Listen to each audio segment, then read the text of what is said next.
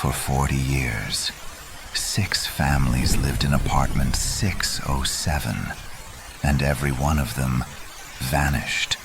No bodies were ever found, but the neighbors still hear them every single night. Every night at exactly 3:17 a.m., a chair drags across the floor. Footsteps pace the room. A door opens from the inside. The last tenant left one message, just one line, written in shaking hands. We are not alone. The police found no evidence, but they found a tape.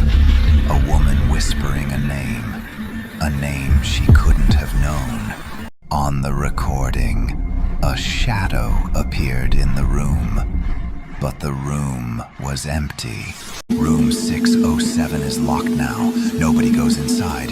But tonight, at 3:17 a.m., the voices will return.